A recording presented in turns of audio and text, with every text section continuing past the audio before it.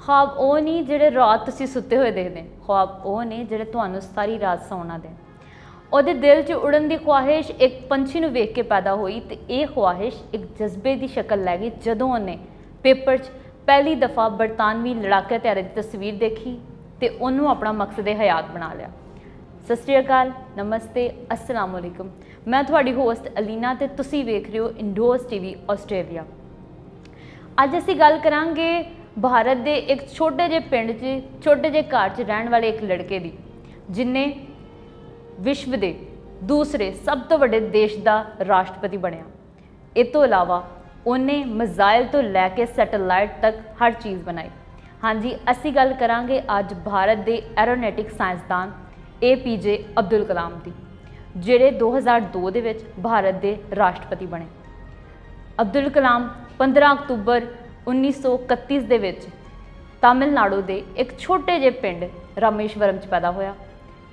ਕਲਾਮ 2 ਭਰਾ ਤੇ 1 ਭੈਣ 'ਚ ਸਭ ਤੋਂ ਛੋਟਾ ਸੀ ਤੇ ਉਹ ਹਮੇਸ਼ਾ ਆਪਣੇ ਭਰਾਵਾਂ ਦੇ ਬਹੁਤ ਕਰੀਬ ਰਿਹਾ।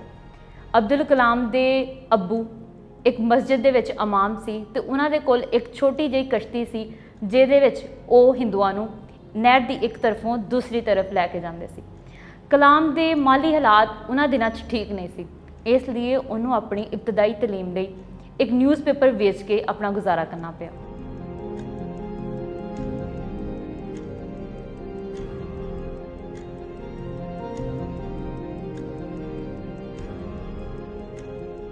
ਕਲਾਮ ਨੇ ਆਪਣੀ ਇਬਤਦਾਈ ਤਾਲੀਮ ਸਕੁਆਰਸ ਹਾਇਰ ਸੈਕੰਡਰੀ ਸਕੂਲ 'ਚੋਂ ਹਾਸਿਲ ਕੀਤੀ, ਜਿੱਥੇ ਉਹ ਘੰਟੇ ਗਣਿਤ 'ਤੇ ਕੰਮ ਕਰਦਾ ਸੀ। ਉਸ ਤੋਂ ਬਾਅਦ 1954 ਦੇ ਵਿੱਚ ਸੈਂਟ ਜੋਸਫ ਕਾਲਜ 'ਚ ਉਹਨੇ ਆਪਣੀ BSc ਮੈਥ ਕੰਪਲੀਟ ਕੀਤੀ, ਜਿਸ ਤੋਂ ਬਾਅਦ ਕਲਾਮ ਮਦਰਾਸ ਚਲਾ ਗਿਆ। ਮਦਰਾਸ ਜਾ ਕੇ ਉਹਨੇ ਮਦਰਾਸ ਇੰਸਟੀਚਿਊਟ ਆਫ ਟੈਕਨੋਲੋਜੀ 'ਚੋਂ ਐਰੋਨੈਟਿਕਸ 'ਤੇ ਕੰਮ ਕੀਤਾ। ਕਲਾਮ ਦੇ ਡੀਨ ਨੂੰ ਕਲਾਮ ਦਾ ਕੰਮ ਪਸੰਦ ਨਹੀਂ ਆਇਆ ਤੇ ਉਹਨੇ ਕਲਾਮ ਨੂੰ ਆਪਣੇ ਕੋਲ ਬੁਲਾ ਕੇ ਧਮਕੀ ਦਿੱਤੀ ਕਿ ਅਗਰ ਤੂੰ ਆਪਣੀ ਪ੍ਰੋਜੈਕਟ 3 ਦਿਨ ਦੇ ਵਿੱਚ ਸਬਮਿਟ ਨਾ ਕਰਵਾਇਆ ਤੇ ਤੇਰੀ ਸਕਾਲਰਸ਼ਿਪ ਰੋਕ ਦਿੱਤੀ ਜਾਊਗੀ।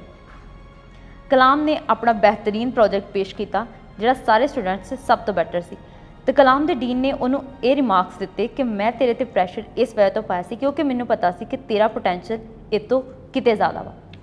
1960 'ਚ ਆਪਣੀ ਤਾਲੀਮ ਮੁਕੰਮਲ ਕਰਨ ਤੋਂ ਬਾਅਦ Kalam defence research and development organisation ਦੇ ਵਿੱਚ ਕੰਮ ਕਰਨਾ ਸਟਾਰਟ ਕੀਤਾ, ਜਿਹੜੀ ਨੌਕਰੀ ਤੋਂ ਉਹ ਖੁਸ਼ ਨਹੀਂ ਸੀ।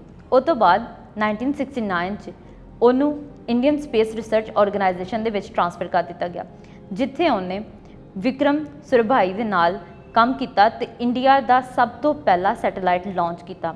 ਜੁਲਾਈ 1992 ਤੋਂ ਦਸੰਬਰ 1999 ਤੱਕ ਉਹ ਵਜ਼ੀਰ ਆਜ਼ਮ ਦੇ ਚੀਫ ਸਾਇੰਸੀ ਮਸ਼ੀਰ ਤੇ ਸੈਕਟਰੀ ਦਫਾ ਤਹਿਕੀਕ ਤੇ ਤਰੱਕੀ ਵੀ ਰਹੇ।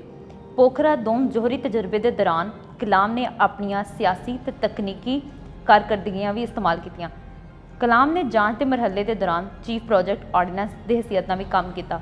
ਇਹ ਸਾਰੇ ਕੰਮ ਕਰਨ ਦੀ ਵਜ੍ਹਾ ਤੋਂ ਉਹ ਜਨਤਾ 'ਚ ਬਹੁਤ ਮਸ਼ਹੂਰ ਹੋ ਗਏ।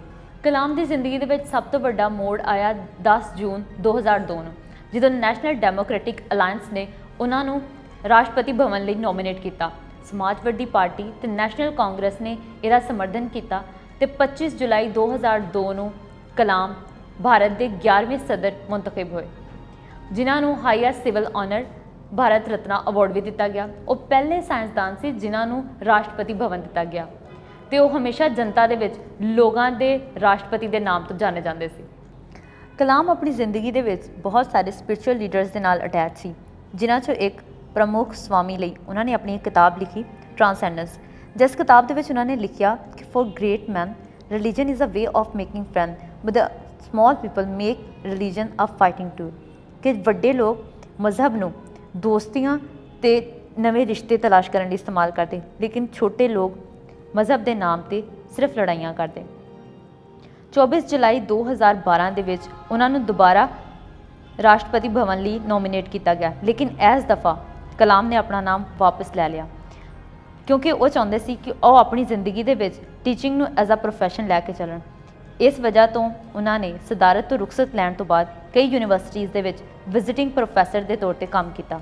ਰਾਸ਼ਟਰਪਤੀ ਭਵਨ ਛੱਡਣ ਤੋਂ ਬਾਅਦ ਕਲਾਮ ਨੇ ਟੀਚਿੰਗ ਨੂੰ ਐਜ਼ ਅ ਪ੍ਰੋਫੈਸ਼ਨ ਲੈ ਕੇ ਚੱਲਣ ਦਾ ਸੋਚਿਆ। ਉਸ ਤੋਂ ਬਾਅਦ ਉਹਨਾਂ ਨੇ ਕਾਫੀ ਜ਼ਿਆਦਾ ਯੂਨੀਵਰਸਿਟੀ ਦੇ ਵਿੱਚ ਵਿਜ਼ਿਟਿੰਗ ਪ੍ਰੋਫੈਸਰ ਦੇ ਤੌਰ ਤੇ ਕੰਮ ਕੀਤਾ। ਸ਼ਿਲੋਂਗ, ਇੰਦੌਰ, ਅਹਿਮਦਾਬਾਦ, IIM ਦੇ ਵਿੱਚ ਉਹਨਾਂ ਨੇ ਵਿਜ਼ਿਟਿੰਗ ਪ੍ਰੋਫੈਸਰ ਦੇ ਤੌਰ ਤੇ ਕੰਮ ਕੀਤਾ, ਜਿਸ ਤੋਂ ਬਾਅਦ ਉਹ Indian Institute of space and science ਦੇ ਵਾਈਸ ਚਾਂਸਲਰ ਹਾਇਰ ਹੋਏ। ਅੰਨਾ ਯੂਨੀਵਰਸਿਟੀ ਦੇ ਵਿੱਚ ਉਹ ਐਰੋਸਪੇਸ ਦੇ ਪ੍ਰੋਫੈਸਰ ਹਾਇਰ ਹੋਏ। 27 ਜੁਲਾਈ 2015 Kalam Indian Institute of Management at Shillong ਤੇ ਖਿਤਾਬ ਕਰਨ ਲਈ ਜਾ ਰਹੇ ਸੀਗੇ, ਜਿਹਦਾ ਟੌਪਿਕ ਸੀ creating a livable planet earth. Auditorium 'ਚ ਇੰਟਰ ਹੋਣ ਤੋਂ ਪਹਿਲੇ ਉਹਨਾਂ ਨੂੰ ਆਪਣੀ ਤਬੀਅਤ ਥੋੜ੍ਹੀ ਨਾਸਾਜ਼ ਫੀਲ ਹੋਈ। ਉਹਨਾਂ ਨੇ ਕੁਝ ਦੇਰ ਆਰਾਮ ਕੀਤਾ, ਲੇਕਿਨ ਜਦੋਂ ਉਹ ਸਟੇਜ 'ਤੇ ਖਿਤਾਬ ਕਰ ਰਹੇ ਸੀ 6:35 'ਤੇ ਹੀ ਕੋਲੈਪਸ ਤੇ 7:45 'ਤੇ ਉਹਨਾਂ ਦੇ ਦਿਲ ਦੀ ਧੜਕਨ ਰੁਕ ਚੁੱਕੀ ਸੀ।